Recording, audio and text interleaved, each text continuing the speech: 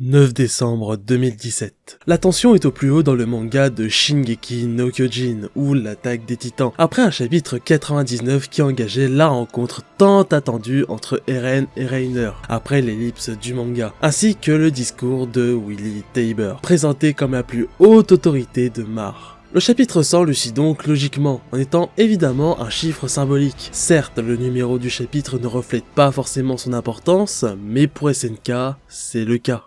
Le chapitre débute avec une scène exclusive au manga vu qu'elle n'a pas été adaptée dans l'anime, du moins au moment où sort cette vidéo. On y retrouve Willy Tybur et le commandant Théo Magat, discutant dans une charrette du discours à venir. Les deux savent que cela sera la parfaite occasion pour l'ennemi d'attaquer, avec tous les hauts gradés de Mar qui sont rassemblés, car Willy le sait très bien, l'ennemi est déjà là. Et il a des soutiens qu'il n'a pas réussi à identifier, ces soutiens étant nés de la haine que Mar s'est attirée à travers le monde. Cependant, Willy lui-même demande à ce que les hauts placés soient tous rassemblés ensemble durant la cérémonie, afin de présenter une occasion parfaite pour l'ennemi de passer à l'offensive, tout en se débarrassant des hauts gradés qui considèrent comme des incapables, afin derrière de nommer Magat maréchal pour diriger le pays après tout ça. Magat questionne Tybur sur son plan, lui-même pensant qu'il va trop loin et qu'il y aura beaucoup de morts. Mais c'est Willy lui-même qui l'interrompt pour rappeler qu'il s'agit uniquement d'Eldiens, la descendance des démons,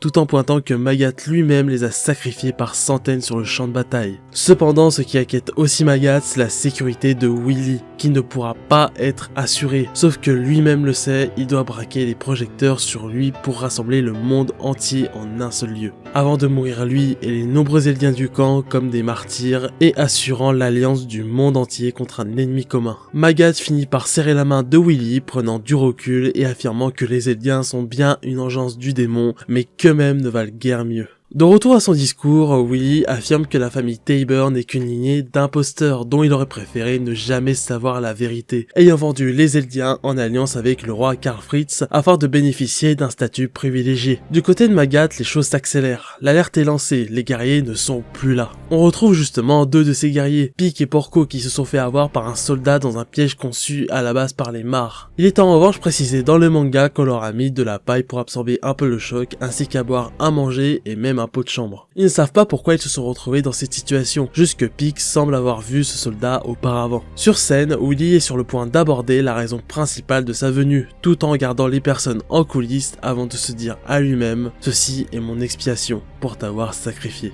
Il explique la dangerosité du grand terrassement, avec les murs de l'île du paradis remplis de milliers de titans colossaux qui peuvent détruire le monde rien qu'en les piétinant. Rien n'y échapperait, la faune, la flore et la vie tout entière seraient éradiquées de la surface du monde. Alors que seule la famille royale pourrait déclencher un tel processus, pour le monde, via le rapport de Reiner, ils savent que Eren a pu déjà faire appel au titan originel et à son pouvoir. Tandis que ces paroles résonnent, Eren régénère sa jambe coupée, comme s'il avait attendu la confirmation de Willy qu'on le considère comme un ennemi à abattre. Le tout dans la cave face à Reiner et Falco, dont ce dernier se sent trahi. Il n'avait aucun moyen de se douter. Jusqu'à là, le nom de Eren Yeager n'était pas connu, si ce n'est par les services Mar, et aucun Eldien de l'île n'avait jamais traversé l'océan. Il était impensable pour lui de penser que l'inconnu blessé à l'hôpital qu'il avait aidé par hasard, qui lui-même l'a aidé en retour en lui parlant et en le conseillant, soit l'ennemi numéro 1 mondial.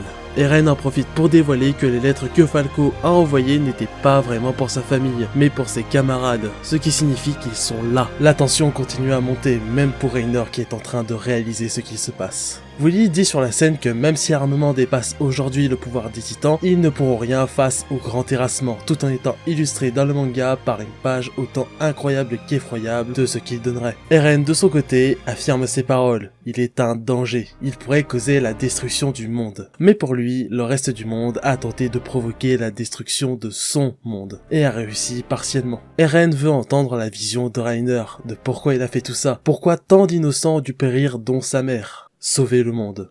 Voilà le but de tout ça pour Reiner. Alors que l'ancien Eren aurait été fou de rage, aujourd'hui il se montre calme, direct et même compréhensif envers Reiner, à tel point qu'il ne se souvient même plus des menaces de mort qu'il lui a lancées. Il lui dit donc une phrase très marquante et pleine de sens.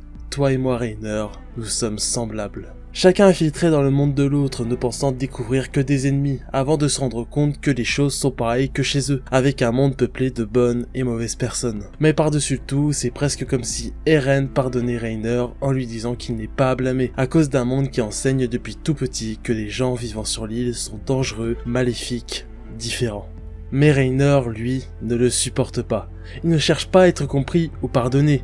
Il cherche à faire taire tous ses regrets. Ses regrets qui sont d'avoir lui-même voulu tout ce qui est arrivé au peuple de Paradis, d'avoir voulu être respecté, d'avoir voulu être un héros. Il cherche à faire taire ses regrets via sa disparition, via sa mort. Sur scène, Willy en fait comme un profond parallèle avec l'existence des Eldiens, la présentant comme la source de tous les maux du monde. S'ensuit une page iconique de SNK avec Willy disant qu'il souhaitait l'extinction de son peuple, s'ensuit une case de Sieg au loin, avant de rétorquer une phrase des plus importantes qui est entendue ici par Eren: j'ai eu la chance de naître dans ce monde. Alors que Willy finit son discours sur les larmes et applaudissements des représentants du monde entier afin de s'allier contre les démons de l'île du paradis, dans la cave, Eren présente sur son visage comme une expression d'un sourire triste, avant de fermer les yeux comme s'acceptant à la détermination de sa destinée. Tendant la main à Reiner pour se relever, il confirme qu'ils sont bien semblables, mais cette fois-ci avec un sens différent. Tout en se serrant la main, Eren reconnaît que depuis sa naissance, il n'a eu cesse d'avancer,